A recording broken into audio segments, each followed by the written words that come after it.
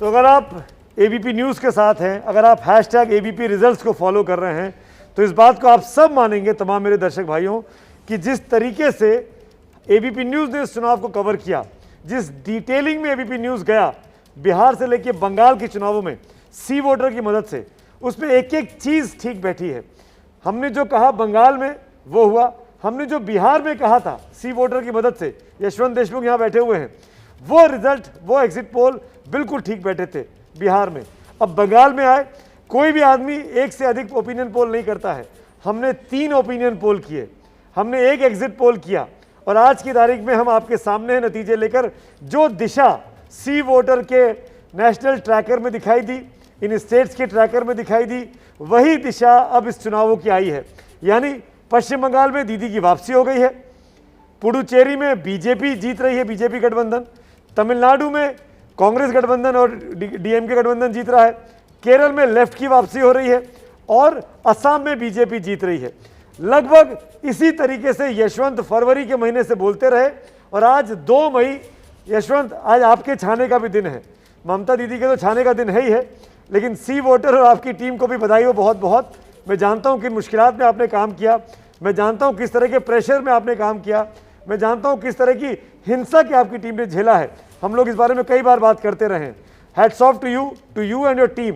सवाल मेरा बहुत सीधा सा है, इतना एक्यूरेट, इतनी सही दिशा लगातार 4 महीने तक इस तरीके के चुनाव में कैसे पकड़ी आपने?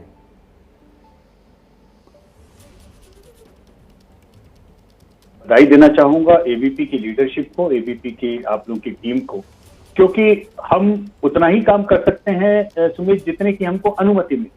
और हमने कई वर्षों से लगातार जो ट्रैकर करके और ट्रैकर की विधा को एक तरह से भारत में हम लेके आए हैं, और अब सिद्ध किया है कि ये चुनाव कोई एक दिन में जीते या हारे नहीं जाते। लोग कोई अंतिम दिन मूड नहीं बदलते, लोगों का मानस होता है, उसमें चीजें बैठती हैं, लंबे समय तक घर करती हैं, और उन्हें कोई एक बार आपने सर्वे कर लिया और एक बार आपने पकड़ लिया और बोल दिया, वैसा नहीं होता है।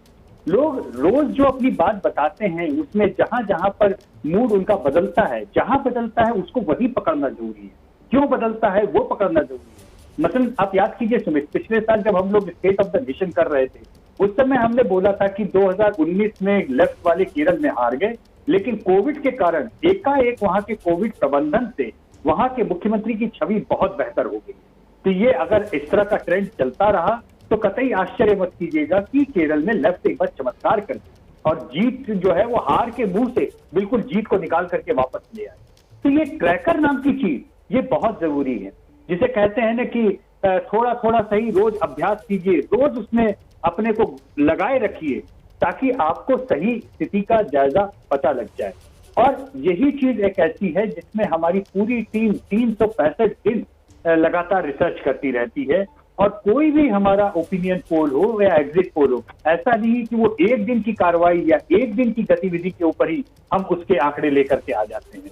और एबीपी जैसा अगर हमारे साथ में कोई साथी हो मीडिया का, जो समय समय पर उस ट्रैकर को सामने रखे और लोगों को बीजी से बताता रहे कि देखिए कुछ भी हो, हम कितने महीने से टीएमसी के होने की हम लोग बात कर रहे हैं लगातार, जबकि ऑनस्लॉट भी हो रहा, तब भी हम लोग कह रहे थे कि नहीं ये माहौल भले ही बन रहा हो। और एक बड़ा इंटरेस्टिंग सवाल था सुमित, आपको याद होगा, जब माहौल बदल रहा था तो हमने जो सवाल एक इंड्यूस किया था कि आप भले ही किसी के भी समर्थक हों, भले ही आप किसी को भी वोट दे रहे हो, कृपया ये बताइए कि आपके हिसाब से चुनाव जीत कौन रहा है। इस मुद्दे के ऊपर लगातार लोग बीजेपी बोल रहे थे, लेकिन जब हम ये पूछते थे कि अच्छा ये बताइए आप खुद किसको वोट दे रहे हैं, वहां पे टीएमसी आ जा रहा था। तो ये विरोधाभास था, और ये विरोधाभास होना बहुत स्वाभाविक है, क्योंकि लोग जब भाजपा का पूरा चुनाव प्रबंधन, विज्ञापन, रैली, शोर, वो एग्रेसिवनेस देखते हैं, तो उसमें एकदम से उनको लगता था कि ये तो मामला पलट गया, ये तो बीजेपी जीत रही है। लेकिन जब उनसे पूछिए अच्छा ये बात अलग है, सवाल ये है आप किसको वोट दे रहे हैं। यही स्थिति बिहार में थी, एग्जैक्टली यही स्थिति बिहार में थी। बड़ी तादाद में 60% तक बिहार में लोग बोल रहे थे ये सरकार जा रही है, सरकार को चले जाना चाहिए। लेकिन वोट देने के ऊपर बड़ी तादाद में हमने तब बोला था कि महिलाएं जो हैं वो पति और मर्द भले ही कहीं वोट दे रहे हो, वो अभी भी नीतीश कुमार को ही वोट देना चाहती है। और वही हुआ। पश्चिम बंगाल में भी 2M के फैक्टर काम किए हैं। एक, मुस्लिम मतदाताओं ने ममता बनर्जी को बिल्कुल नहीं छोड़ा, यहां तक कि मुर्शिदाबाद, मालदा जो कोर एरिया थे मुस्लिम मतदाताओं के ऊपर लेफ्ट और कांग्रेस के, वहां पर भी ममता बनर्जी की लीड इस समय दिखाई दे रही है। दूसरा, मुस्लिम मतदाताओं से भी बड़ा फैक्टर जो है वो महिला मतदाताओं का है। अगर सुमित इन पूरे चुनाव में आप कोई एक फैक्टर पकड़ना चाहें कि पूरे देश में क्या बड़ी चीज मैंने देखी, तो मैं कहूंगा कि महिला मतदाताओं का जो उभार पिछले 6 साल से देख रहा हूं मैं, वो अब अपने क्रक्स पे पहुंच रहा है। यानी न केवल वो टर्नआउट मर्दों के बराबरी या उनसे ज्यादा कर रही है, बल्कि उनसे इतर अपनी राजनीतिक राय रख रही है। ये बहुत क्रांतिकारी मौका है इस देश की राजनीति में। ये बहुत बड़ी बात है, क्योंकि महिलाएं मुद्दों पे वोट देती हैं। Please try to understand. लोग नहीं समझ पाते। लोग सामान्यतः महिलाओं मतदाताओं को ब्रशअपाइज कर देती कि महिलाएं इमोशनल वोट देती हैं। क्यों? कि जब 91 के बाद में 84 में जब इंदिरा जी की हत्या हो गई, महिलाओं ने इमोशनल होकर राजीव गांधी को वोट दे दिया, फलाना हो गया। लेकिन ऐसा नहीं है, महिलाएं ही हैं जो मुद्दों पे वोट देती है। यशवंत, मैं आता हूँ, एक मिनट आता हूँ। बड़ी खबर आ गई है, क्योंकि आंकड़े भी तो दिखाने हैं, खबर भी तो देनी है। रुबाना, ओवर टू यू। बिल्कुल बड़ी खबर आ रही है नंदीग्राम के संग्राम से। बड़ी खबर, नंदीग्राम में ममता बनर्जी आगे निकली। 14वें राउंड के बाद ममता की लीड 2331 वोट है। 14 राउंड की काउंटिंग हो गई है और 14वें राउंड की काउंटिंग के बाद ममता बनर्जी ने अभी तक जो अपनी लीड है उसे 2331 कर लिया है। मतलब 2331 वोटों से इस वक्त ममता बनर्जी शुभेंदु अधिकारी से आगे चल रही हैं। लेकिन देखिए, अभी एक तरीके से आधे दौर की ही काउंटिंग हुई है, क्योंकि कुल 27 राउंड यहां पर काउंटिंग के अभी होंगे। और ऐसे में 14वें राउंड की काउंटिंग के बाद, मैं आपको बता रही हूं, 14वें राउंड की गिनती के बाद ममता बनर्जी 2331 एक और इंपॉर्टेंट चीज यहां पे बता देते हैं। मनोज तिवारी क्रिकेटर शिवपुर से अपनी सीट चुनाव जीत गए हैं। जो मनोज तिवारी शुरुआत में पीछे चल रहे थे, वो मनोज तिवारी ने चुनाव जीत लिया है। तब वहाँ पर पश्चिम बंगाल में नए विधायक बन गए हैं। अभी अभी उन्होंने क्रिकेट छोड़ा है और अब जैसे लक्ष्मी रतन शुक्ला पिछली बार दिखाई दिए थे विधानसभा में, इस बार मनोज तिवारी की बारी है जो तृणमूल का झंडा पकड़े रहेंगे। लेकिन यशवंत, एक चीज़ जानना बहुत ज़रूरी है इसके पहले कि मैं आगे बढ़ूँ। अब मैं चाहूँगा आप इसको थोड़ा सा समझा के बताइए।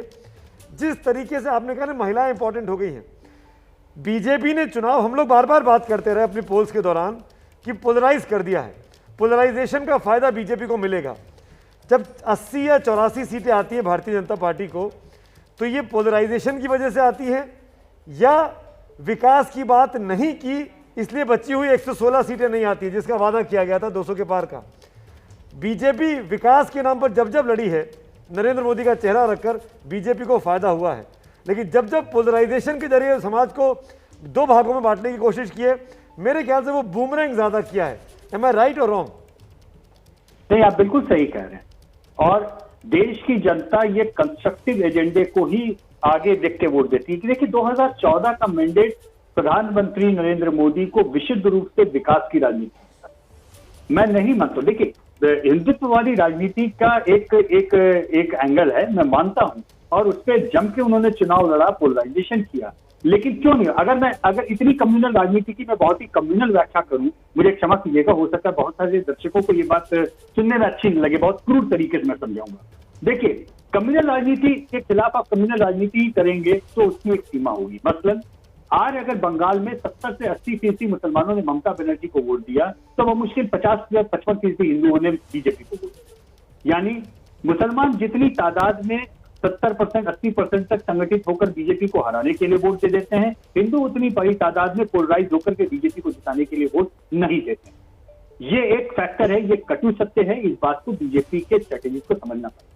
क्यों नहीं करते हैं ऐसे वोट? क्योंकि उनके पास में डेवलपमेंट के और एजेंडे और तमाम चीजें हैं उनके सामने समझने के लिए। और मैं ये नहीं कह रहा हूं कि मुसलमानों का वोट पूरा कम्युनल वोट ही है। उनके सामने डर है, उनके सामने बीजेपी उनको नहीं है, बात ही है, तो वो एकजुट होकर के बीजेपी को हराने के लिए वोट करते हैं। ये बात भी उतना ही सच है।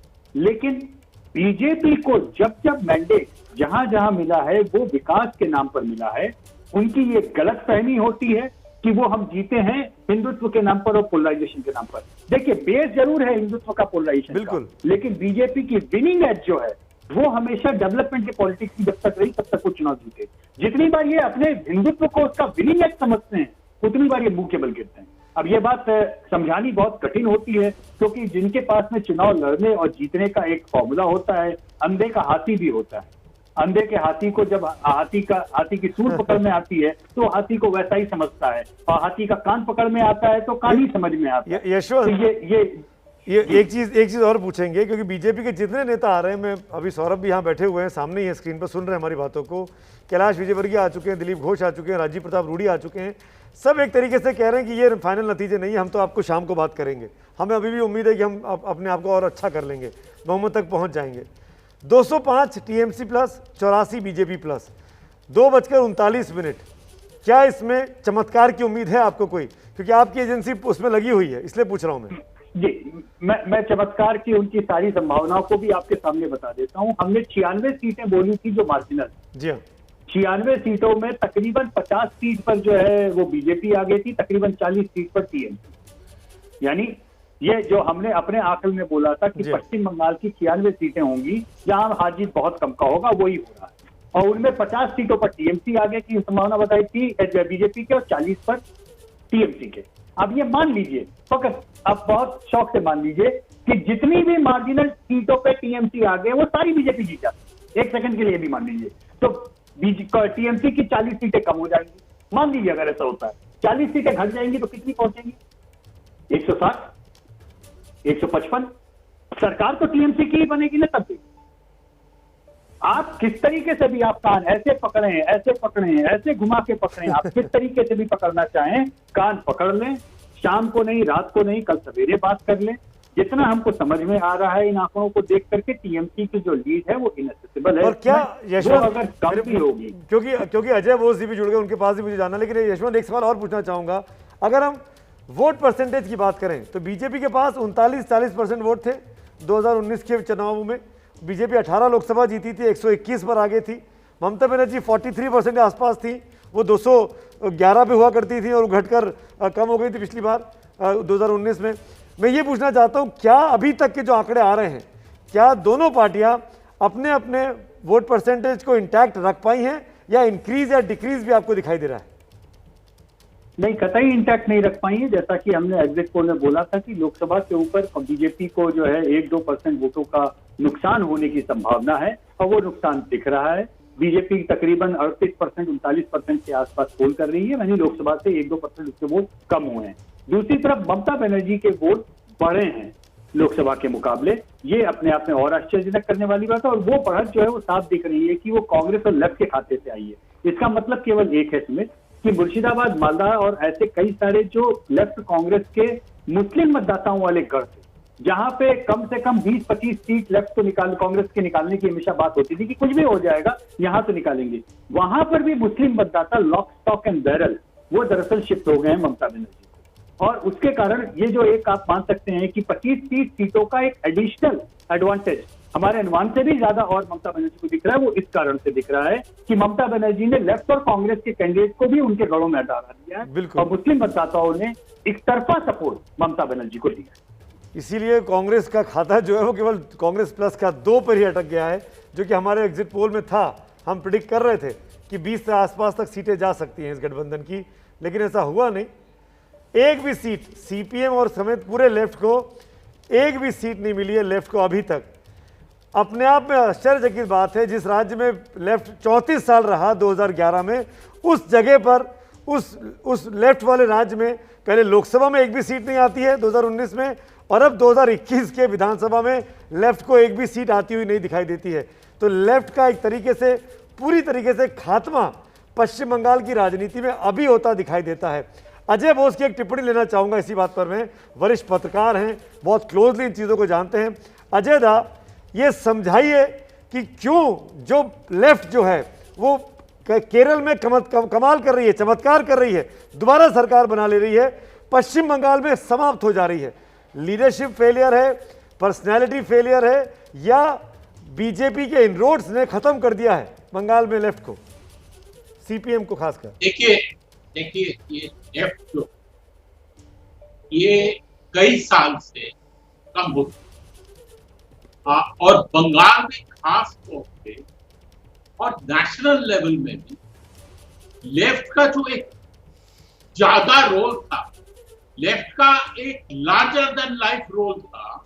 ये कोई नेशनल पॉलिटिक्स 3 पार्टी हुआ करता था, एक बीजेपी नेशनल पॉलिटिक्स करते थे, एक कांग्रेस थे और लेफ्ट। और अब जो स्थिति है, लेफ्ट का वो नेशनल रोल खत्म हो गया और अब केरला पार्टी बन गई, क्योंकि त्रिपुरा में भी खत्म हो गया और बंगाल में बिल्कुल ही खत्म हो गया, क्योंकि लोग सोचते हैं बंगाल में। और मैं पिछले बार जब हम टूर करने गया था 2016 पे असेंबली पोल में, तो लेफ्ट सपोर्टर ने कहा लेफ्ट पुराना पार्टी, ये पुराना जमाना का पार्टी है, ये बंगाल में कोई नया रोल उसका नहीं है। मान लीजिए इस बार उसका अच्छा कैंडिडेट उन्होंने चुना, लेकिन फिर भी कैंडिडेट जो चुना था उसका चांस नहीं था, क्योंकि ये 2 पार्टी का इलेक्शन था, भाजपा और टीएमसी। ये 2 पार्टी, भाजपा ने ऑपोजिशन स्पेस बिल्कुल ऑक्युपाई कर लिया। लेकिन सिर्फ ये बात नहीं, क्योंकि इसका एक बहुत ही ज्यादा राष्ट्रीय प्रभाव पड़ेगा। जो आंकड़ा दिख रहा है ये सामने 205 और 84, ये नहीं है ये 160 और 140, 205 और 84, इसका एक बहुत ज्यादा राष्ट्रीय प्रभाव पड़ेगा राष्ट्रीय राजनीति। ये आपको ये ट्रिविलाइज मत कीजिए, क्योंकि अब क्या हो रहा है हिंदुस्तान में, सिर्फ एक चीज है लोगों में दिमाग में, ये कोरोना। और क्या दिमाग में है, ये जो दूसरा लहर आए, ये गवर्नमेंट जब पहले से बोल दिया कि हमने जीत गया कोरोना, अब बिल्कुल खत्म हो गया इस पे। मोदी का जो ताकत था, जो सुपर पावर था, जो वर्ल्ड का एक स्टेटस था, ये काफी गिर गया कोरोना से। और अब ये स्थिति जो है बंगाल में, जो इतना पूरी तरह से अगर आना, और मैं कहूंगा क्योंकि सारा कुछ बिल्कुल जुआ जैसे होता ना, पूरा उसका पैसे जैसे रूले में पूरा पैसे लगा दिया था बंगाल में, और ये हार का राष्ट्रीय प्रभाव। और इसके बाद यूपी में आ रहा है, यूपी इलेक्शन सबसे बड़ा इलेक्शन आ रहा है, और यूपी में हमने कुछ नहीं देखा कोरोना, अभी तक कुछ नहीं देखा। ये जो पिछले जो अगले 2-3 महीने में जो आ रहा है, जो भयंकर चीज आ रहा है यूपी में, जब बड़ी बात कह रहे हैं अजय दा आप। और मैं शायद इसी कोविड के पॉइंट ऑफ व्यू से कमेंट्री यशवंत का लेना चाहूँगा। यशवंत, हमने जब एग्जिट पोल किया, आखिर के 4 फेज जब सेकेंड वेव आ चुकी थी 10 अप्रैल के बाद के, हमने देखा उस एग्जिट पोल में, आई माइट बी रॉन्ग, मेरा ये अपना इंटरप्रिटेशन है कि बीजेपी को नुकसान दिखा उन चार फेजेस में, भले वो चुनाव कहीं भी हो रहे हो कंपैरेटिवली। क्या जो बात अजय दा बोल रहे हैं कि कोविड की वेव आने से बीजेपी के लिए जो सेंटिमेंट बंगाल में बना, क्या वो बीजेपी के लिए आने वाले दिनों में खतरा साबित हो सकता है और चुनावों में और राज्यों में? देखिए, ये संभावना तो है ही है, और इससे इनकार नहीं किया जा सकता कि लोगों के अंदर बहुत ज्यादा गुस्सा है, और जो वो गुस्सा है वो सिस्टम के खिलाफ है, तंत्र के खिलाफ है, जहां जहां पे जो सत्ता में है उसके खिलाफ नाराजगी है। आप जानते हैं सुमित कि हम लोग एबीपी के साथ में नेशनल ट्रैकर करते हैं, रोज पूछते हैं, पूरे देश में पूछते हैं, तो ये बताने मुझे संदेह नहीं है कि 7 साल में पहली बार ऐसा हो रहा है कि केंद्र सरकार के खिलाफ जो नाराजगी का आंकड़ा है वो रेड लाइन पहली बार ऊपर चली गई है। 7 साल में ये नहीं हुआ था, लेकिन उसी अनुपात में प्रधानमंत्री के खिलाफ नाराजगी अभी भी उतनी नहीं गई। यही बात राज्यों में भी जो है लागू हो रही है। अलग अलग राज्यों में सरकारों के खिलाफ नाराजगी ऊपर गई है, लेकिन जो लोकप्रिय मुख्यमंत्री हैं उनके खिलाफ व्यक्तिगत नाराजगी निकल के सामने नहीं आई। अब रही बात पश्चिम बंगाल के अंतिम 3 फेजेज में, ये बात सही है कि अंतिम 3 फेजेज में से लास्ट के 2 फेज में तो ममता बनर्जी का स्वीप है, जिसके कारण उनको इतना मिला है। लेकिन ये बात भी उतनी ही सही है सुमित कि ये दोनों फेज ममता बनर्जी के गढ़ भी थे। वहां पे हमारे ट्रैकर में भी वो पूरी तरह से स्वीप कर रही थी, और एग्जिट पोल में भी वो स्वीप कर रही थी। इस नाते हमारे आंकड़ों में कम से कम ऐसा नहीं दिख रहा है कि कोई कोविड के कारण ममता बनर्जी जीत गई इन जगहों पे। ऐसा नहीं है। ममता बनर्जी उन इलाकों को, लास्ट के फेजेस को वैसे भी जीत रही थी, कोविड चाहे होता चाहे नहीं होता, फैलता चाहे नहीं फैलता। और दूसरे शब्दों में बोलूं, कोविड होता चाहे ना होता, बीजेपी पश्चिम बंगाल में चुनाव हार रही थी, ये हम 6 महीने से कह रहे थे। ये तो आप कह रहे थे, आपने अपने पहले ओपिनियन में कह दिया। हाँ, लेकिन हाँ, उत्तर प्रदेश के मसले पे मैं जरूर ये कहना चाहूंगा कि जो भयावह स्थिति उत्तर प्रदेश में है, सुमित, आपको मैं कल्पना से परे, मतलब हम सभी लोग जानते हैं, लेकिन एग्जिट पोल वाले दिन सुमित, लखनऊ में हमारे एक रिश्तेदार वयोवृद्ध थे, उनकी मृत्यु हो गई। आप यकीन नहीं करेंगे, 3 दिन बाद का उनको श्मशान में वो मिल रहा था, बेटले। और मुझे किस तरीके से, कितनी जगह हाथ पैर मार करके उनके अंतिम संस्कार की व्यवस्था करनी पड़ी, मैं जानता हूं कितने पापड़ बेलने पड़े। और मेरा मन अंदर से ये हिला सुमित कि हम, आप और बाकी सारे पत्रकार, बहुत सारे लोग, हम लोग प्रिविलेज लोग हैं। मैं मानने में इसमें संकोच नहीं करता, क्योंकि हमारे मित्र हैं, हमारे संपादक दोस्त हैं, ब्यूरो चीफ हैं, तमाम पुलिस वाले दोस्त हैं, तमाम मंत्री भी हम लोग को फोन करते रहते हैं, तो हम मदद मांग सकते हैं। लेकिन आम जनता जो सड़क पे, आप समझिए कि 3-3 दिन तक उन्हें अपने परिजनों के शवों का अंतिम संस्कार करने का वेट लिस्ट चल रहा है। ये बहुत ये स्थिति यहाँ रखी है। बिल्कुल। और कोई घर इस आग से छूता नहीं। हम कैसे समझे कि लोग नाराज नहीं हों? हम पूरी कैसे व्यवस्था कोलैप्स कर गई है यशवंत, पूरी व्यवस्था पूरे देश में। आप इसको, ये महामारी है और इतनी बड़ी मार मारेगी है, किसी ने सोचा नहीं। बनारस का रहने वाला, पैदाइश हूँ। बनारस में मणिकर्णिका घाट और हरिश्चंद्र घाट के ऊपर एक दिन के ऊपर की वेट लिस्ट लग जाए, मतलब आप हृदय विदारक हो जाता है। मणिकर्णिका के साथ में तो बनारस के लोगों का घरों का गीत रहा है, क्योंकि हम लोग तो ऐसे चले जाते हैं, क्योंकि वहां पर बैठ करके आप एकदम ही अलग जोन में पहुंच जाते हैं, एक आध्यात्मिकता के। लेकिन लाइन लगी हो, अरे बाप रे बाप, कोई घर नहीं छूटा है, कैसे नहीं लोगों की नाराजगी होगी। अजय दा कुछ बोल रहे हैं, सुन लेते हैं। बड़ा पुराना दोस्त है यशवंत, और ये बिल्कुल सच है कि बंगाल में जो दिख रहा है, ये सिर्फ कोविड के बारे में नहीं, मैं आगे प्रभाव का देख रहा हूं कि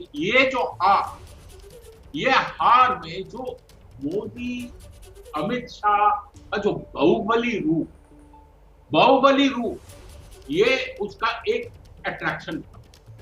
लोग चाहते हैं स्ट्रॉन्ग लीडर, लेकिन ये जो स्ट्रॉन्ग लीडर जब महामारी आता है, ये दूसरी लहर में, और बिल्कुल कुछ नहीं कर सकता है। अपना कॉन्स्टिट्यूशन में वो बनारस के बात कर रहे हैं, बनारस में कुछ नहीं हो रहा है। और आप मैंने यूपी में जो बिल्कुल अजय दा मैं लौटता हूं, कुछ आंकड़े और दिखा देते हैं चुनाव से जुड़े हुए। ये वाकई में कोविड जो है, इसीलिए हमने अपनी कवरेज में आज सुबह से कोविड और वैक्सीनेशन दोनों के आंकड़े भी आपके सामने रखे हैं। हम चाहते हैं देश की जनता ये ज़रूर देखे और ज़रूर समझे कि सिर्फ चुनाव नहीं, कोविड भी सबसे बड़ी खबर है, उस पर हमारी नज़र लगातार बनी हुई है।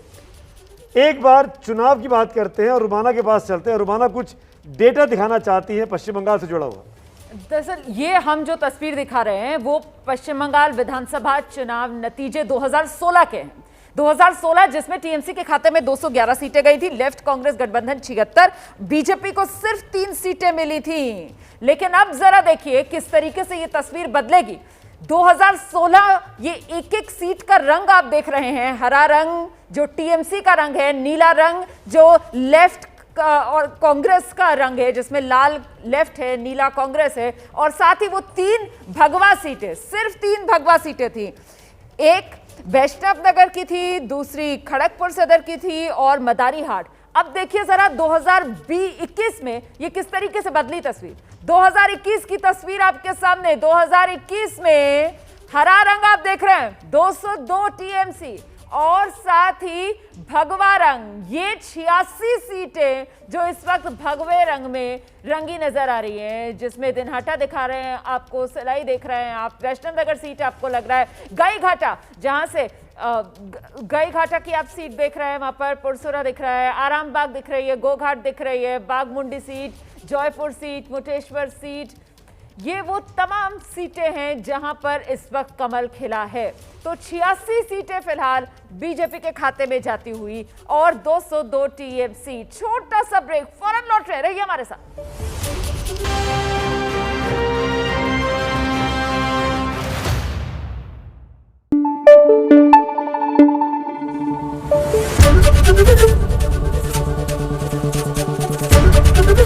एबीपी न्यूज आपको रखे आगे।